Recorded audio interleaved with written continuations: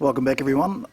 I am going to build a cold frame so that I can grow some seedlings, if you like, through the winter here in the southwest of Queensland.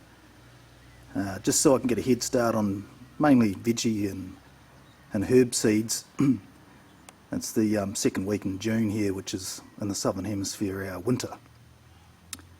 So if I can get these seeds growing in this cold frame, I'll get a head start, maybe get a month or two on them in the cold frame, avoid the frosts, and have reasonable sized plants to put in to the veggie garden a little bit earlier than normal, and it's a lot cheaper over the long term anyway, growing your own seeds. So I bought this off eBay, and it comes pre-packaged in a box just like that. And I'll just show you a few of the specs if I can get my shadow out of it. It's anodised aluminium, weighs very little. It was free delivery, and it was about, I think it was $60, 60 Australian dollars all up. Anyway, once I put that together, I'll show you the final result obviously, but that blue hose that's sitting behind there, I have that connected up to a timer here, which you can preset multiple watering stages on there, and I'm going to run that blue line through that cold frame and have it on an automatic watering system so that I don't have to manually do too much. Automation is key, less labour intensive, but if you follow this blue line around, I'll show you what I've been up to. All the way around the corner here. Here's a good example. I've just got a couple of bean seedlings that have germinated in there, and I've put a wire cage behind there so that they're going to trail up and along to the banister rails along the balcony there. And there's several other planting containers along there with vegetables and herbs. They've all got their own little misting watering nozzle. But it's interesting to see because I've still got, tomatoes that are still flowering and fruiting, and we're into the second week in June, but they are protected, if you like, from the top of this eave structure. And right now it's just gone sort of 12:30, I think it is. Yeah, 12:30, so midday-ish. They're getting full sun, and then overnight they're getting protected from the colder temperatures, which haven't quite reached zero here yet, but we've had 2 mornings in the last couple of weeks that have hit 1 degree Celsius. So yeah, that's the process. I'm going to put that cold frame around there, and it'll be on the same misting system as these. I've adjusted the time so it's a little bit less water because it's colder and the plants aren't using as much. The basil's finished now, it's just going to seed. So I'll collect some of that today for putting into the cold frame. The other thing I wanted to show you is along here we have a raised composting barrel, and why this is good is that it's basically a 2-part composter where you can have one section like on this side here. If I open that up, you can see that compost in there is quite dark. It's real good humus and it's ready to go in the garden. I'm going to put that on today. And the other side here, this is still breaking down. So whilst one is setting itself ready for the garden, you can be feeding into the other side. And effectively, you just use this handle here to turn it. And I've got it right next to the tap, so if I need to put extra water in there to assist in breaking it down, I can do that. It's dark in colour, so it attracts a bit of heat, which assists in the breakdown as well. But the key for this in our area is that we get snakes here, and if you have your compost on the ground, you get a lot of mice and rats, and obviously they attract the snakes, and we don't want that. So something worth remembering. You can pick those things up, similar type setups in hardware stores. I did want to show you over here too, our raised bed, which you've obviously seen videos before.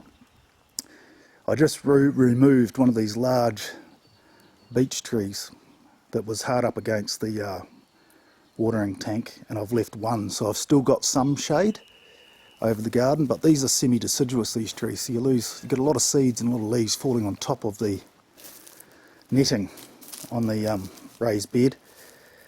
So I've removed the one that was right here, so effectively I'll still get a bit of shade, but I don't get as many leaves falling into the tank opening which comes off the shed, and ultimately the water in this tank feeds the garden bed through that automatic timer there, similar to the one on the other side of the house. I'm going to go through today and clean up a lot of the seeds and leaves, put them on the compost bin. And the other thing I'm going to do is remove this shade cloth layer. We don't need that now that we're going into the winter, but I will leave on, so this top layer here, the shade, I'll remove that, and I'll leave this one on, which is the netting that keeps both butterflies and birds out. Yeah, so I'm going to go through intention. If you have a look at this, there's a bit of a sag going on. It's just, you know, over the summer months, with the temperatures and the water and the wind and what have you, the rope is sagged on the top. I'm just going to go through and do a little bit of maintenance and tidy that up. But I'll show you the results as we go. Okay, here is the cold frame unwrapped. It comes with 2 pages of instructions. I had to supply my own spanner or shifter there, plus a Phillips screwdriver. And then you end up with a packet of, you know, Phillips screws and nuts and that. You got all these little anodised aluminium brackets, which hopefully I'll be able to follow the instructions and work out. And it gives you your cladding on the side here, which have got a handy little letter on them. Anyway, I'll go ahead and I'll slap that together and show you the finished product when I'm finished. I just want to take this opportunity to show you this plastic coated, well, it's a little seed raising glass house if you like, that I just ordered off eBay. It was easy enough to slip together. It came with some directions, and what it's been good for is for raising the seeds during the colder months of the winter. And what I've done is I've got a power lead running from that structure, and it goes through this timer here, which is just a little sort of dial-up timer, and, you know, on through the power point. So effectively the power goes through that timer at a certain point during the day, and so I have that timer kick in and allow the power to go through there to these 2 internal heat mats there that you can also get off eBay. They're pretty common these days. They're waterproof. And yeah, I'll have that kick in at 9 o'clock at night, and it finishes supplying heat to the little house at about 7 o'clock in the morning. So what it effectively does is allow you to trick the seedlings by keeping them warm in the structure through the colder months of the year. The seeds will germinate thinking that it's a nice warm springtime, and then you'll get a month or 2 head start. So once they germinate, then you can prick them on. And I just use this little atomizer bottle here, which has got a pump action, and it develops a really fine mist. So I just put the seed trays on top of those heat pads, and once the seeds germinate, I don't let them get too leggy. You know, I'll prick them on, and then I move them. Over the other side of the veranda here, I've got this little rope set up, and they go in this cold frame. And then the cold frame just protects them from any slight frost that we get. It's quite handy with this little rope I can lift.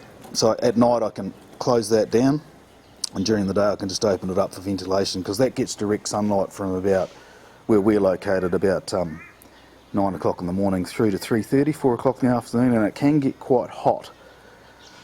So I'll show you this other setup that I've got as far as irrigation and automatic timer, and that goes for inside of there once I get down the other side of the veranda. So here we have the inside of the cold frame. I've just popped the lid open on the string.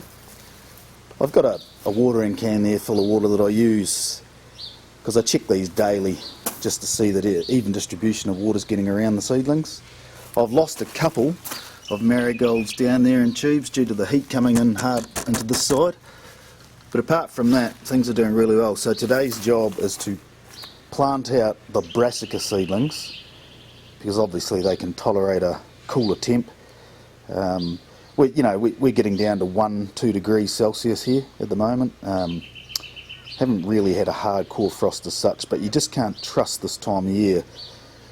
It's now, we're into the second week of August now, and you really got to be worried about late frosts. They're the ones that get your new seedlings, your spring and summer stuff. So I tend to sort of err on the side of caution, or conservatively say that if you can protect your stuff up to the 1st of September, then generally speaking in southwest Queensland you're doing okay. You should be able to get them out in the garden then, and hopefully a late frost doesn't turn up and devastate your new seedlings.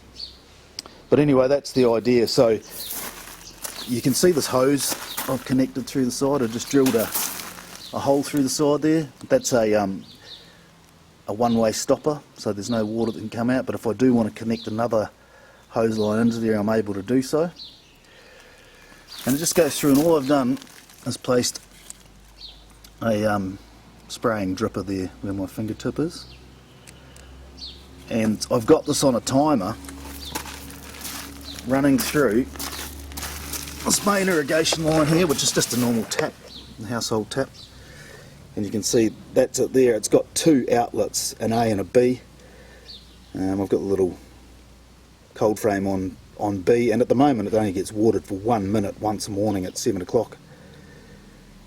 With the temperatures warming up, I could maybe kick another one in at 1 o'clock in the afternoon. But the other line you can see, which is line A, that goes around the house there,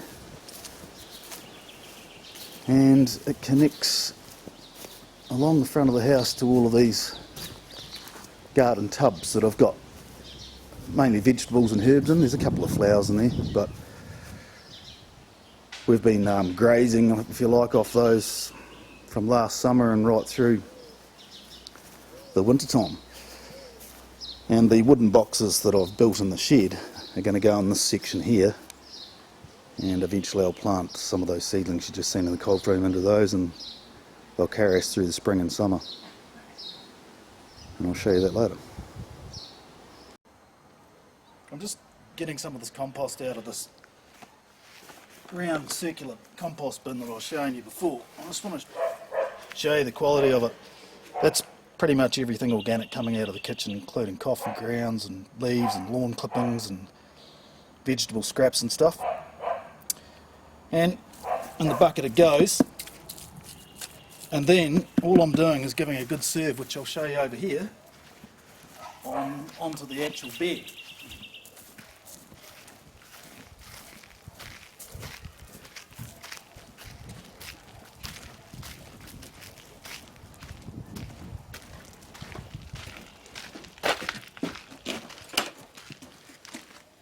So I'll just lift this out of the way.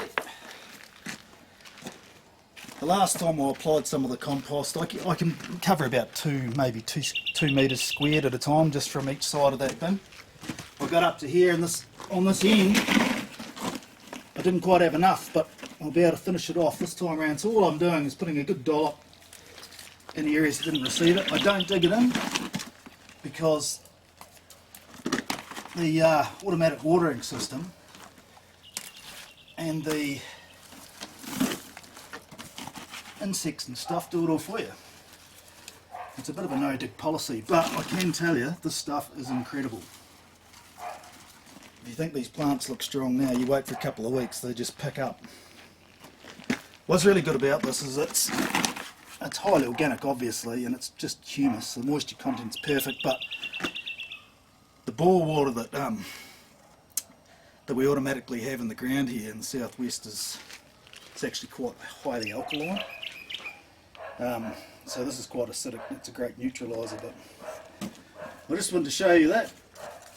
It's not a lot of work, and it's a good way, convenient way to get rid of your garden scraps, where you don't end up stinking your bloody wheelie bin out. Stink the compost bin out instead. Anyway, I just wanted to show you this too. I've gone through and tightened up a few of the ropes. Got it nice and straight, removed the shade cover for the winter. Gone through and done a bit of weeding and a bit of deadheading.